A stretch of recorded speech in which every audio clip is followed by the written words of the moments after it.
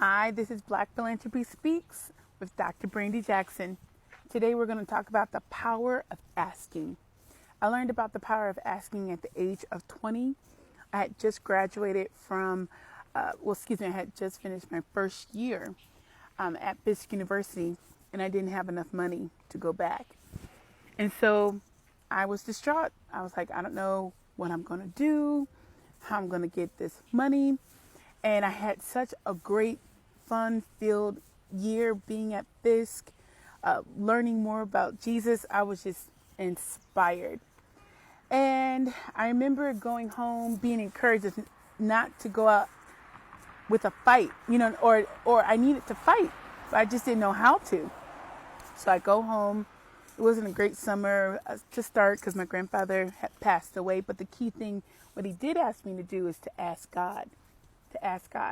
And so that's what I did. I prayed. I even got in connection with my mother, got good counsel.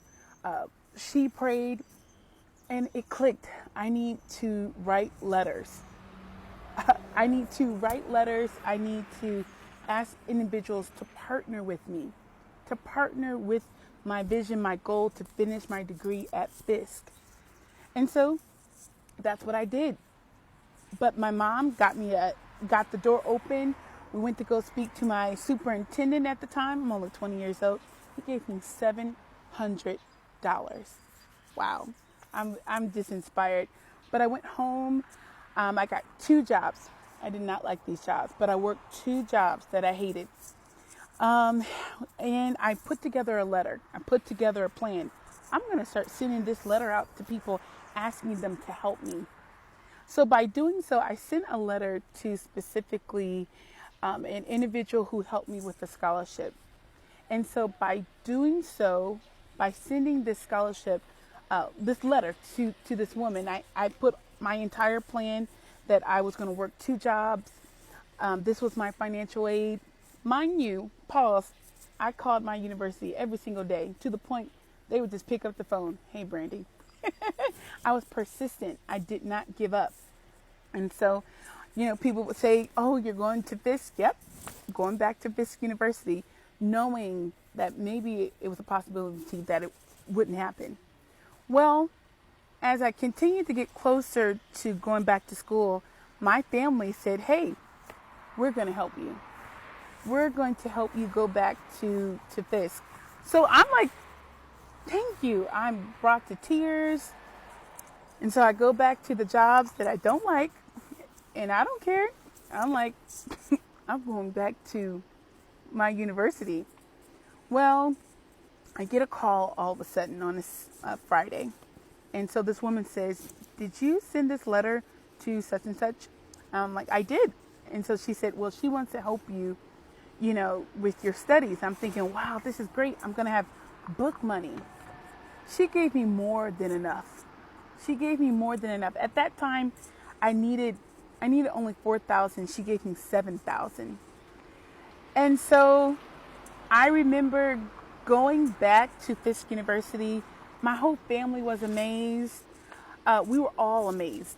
We just couldn't believe it. To the point, I remember going back to my university and sitting on the stoop, knowing the summer that I had,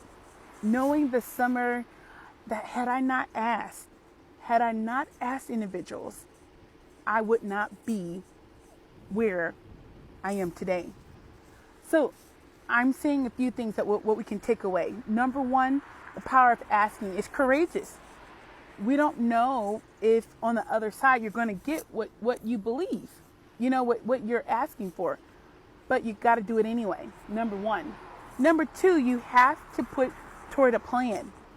And when you're asking, especially for fundraising, when you're asking for money, putting a plan together so that other individuals can see your vision. Number 3, people are willing to partner, but they need to know what your plan is. They need to know what your problem is. And then number 5 is not giving up. I don't know if that's number 5 or not, but not giving up. Not giving up. I often have to think about, this is a rock in my life. And in the Bible, it talks about Joshua, when the Israelites had passed through the Jordan River, God had told them to pick up the rock so that they will always remember what God had done. This is my rock. Do you have a rock? Do you have a rock? Number one, ask.